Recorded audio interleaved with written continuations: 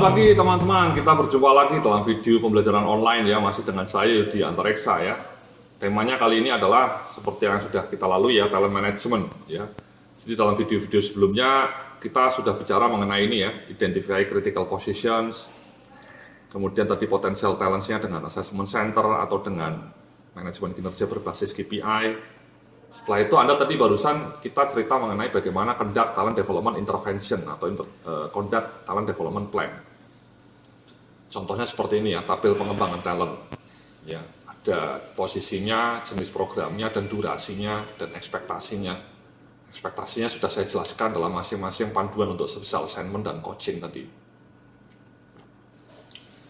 Nah, apa implikasi kebijakannya ya? Implikasi kebijakannya seperti ini Mas, Mbak-mbak ya, Bapak Ibu-ibu. Jadi top talent career policy. Jadi program pengembangan disusun sesuai dengan kebutuhan, ya.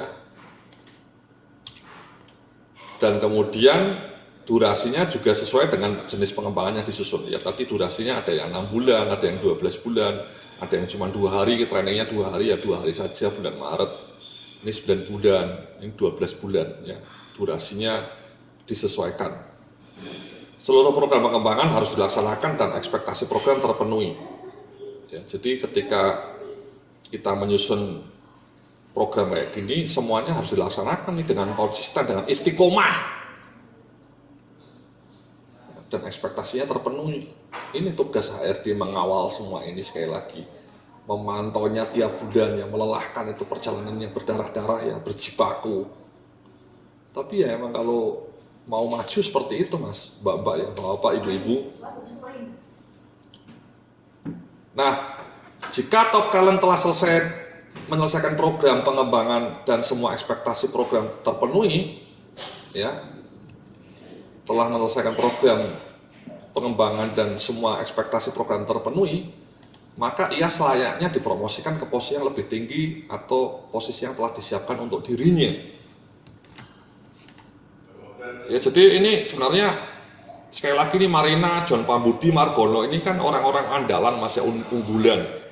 Dia disaring dari proses yang ketat melalui assessment center, melalui penilaian kinerja, masuk program pengembangan talent. Digembleng selama 12 bulan mungkin, atau bahkan bisa lebih 18 bulan, digembleng terus, dipantau. Nah, nanti setelah programnya selesai selama 12 bulan misalnya, ya, sebaiknya Marina Natasha ini sudah harus siap dipromosikan ya ke posisi lain, mungkin senior sales manager atau national sales manager. Demikian juga dengan John Pambudi, dengan asumsi, dengan syarat bahwa semua program pelatihannya, program pengembangan ini dilakukan dengan konsisten, hasilnya sesuai ekspektasi. John Pambudi harapannya nanti dipromosikan menjadi production manager atau junior production manager ketika program ini sudah rampung. Sama Margono ini mungkin sudah selesai programnya, ya dia bisa dipromosikan menjadi BPIC ASMAN, Assistant Manager gitu ya. Jadi talent development plan ini dikaitkan juga dengan career plan. Jangan mereka sudah digembleng, setelah itu tidak ada. Kalaupun tidak ada karir, paling tidak Anda harus memberikan ini Mas, tantangan baru. Tugas-tugasnya harus lebih diperkaya ya. Mungkin PPIC senior supervisor, at least ada tanggung jawab yang makin tambah supaya mereka termotivasi. Kalau enggak nanti resign, mereka pindah dibajak perusahaan lain. Anda sudah capek-capek ngurusin Marina Natasha, ngasih coaching 12 kali, cross training, special assignment, dipantau, setelah selesai dianya dibajak ya, karena Anda tidak menyiapkan promosi, Anda tidak menyiapkan tantangan-tantangan baru buat dia. Makanya kita bilang bahwa kalau top talentnya telah menyelesaikan program, sebaiknya dia dipromosikan. Kenapa? Karena ini masih ada kaitannya dengan berikutnya, ini retain and optimize talent pool, ini bagian terakhir ya. Jadi apa caranya? Ya memberikan peluang promosi. Jadi orang-orang top talent tadi ya, John Pambudi, Margono sama Natasha, Marina Natasha itu diberikan peluang kesempatan promosi karir yang lebih akseleratif ya, istilahnya fast track ya, jalur cepat, supaya mereka tidak dibajak perusahaan lain. atau memberikan penugasan baru yang challenging ya, special assignment-nya ditambah lagi gitu. Tentu dengan tanggung jawab yang lebih besar ya. Kadang-kadang ada orang yang memang ingin mendapatkan tantangan baru ya, meskipun jabatannya tidak naik pangkat, gajinya tidak naik, tapi ada beberapa orang yang hungry, yang lapar dengan tantangan baru ya, dengan tugas-tugas yang makin kompleks, tugas-tugas yang tidak membosankan. Dan ini masalah yang tidak kalah penting, monitoring program pengembangan top talent dengan sistematis dan penuh perhatian caranya. Tadi sudah kita sampaikan kan, masing-masing orang itu punya pengembangan, Mas. Nah, HRD-nya ini harus tekun melakukan monitoring. Di dalam monitoring itu Anda juga bisa konsultasi dengan masing-masing kandidat ini ya. Apa harapan karirnya, apa ekspektasi dia. Disitulah Anda punya kesempatan untuk membuat mereka makin merasa diperhatikan. Ya, seringkali orang HRD ini komplain, saya sudah capek-capek training, merekanya dibajak Pak. Karena Anda setelah training tidak ada monitoring, tidak ada perhatian, tidak ada care, tidak mengembangkan dengan sistematis dan penuh perhatian. Ya Anda jangan komplain, monitoring Anda, perhatian Anda mungkin kurang tinggi. Coba kalau Anda misalnya punya talent development plan selama 18 bulan full, kemudian tiap bulan Anda melakukan monitoring. Dalam monitoring itu Anda juga diskusi dengan masing-masing talent tadi. Aspirasi mereka digali, ya, apa harapan dia, apa tantangan yang dia hadapi. Kemudian Anda memberikan solusi.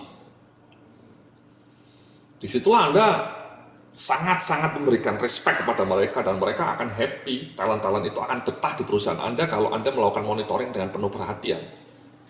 Banyak pengelola HRD gagal menurunkan turnover untuk orang-orang kunci ya.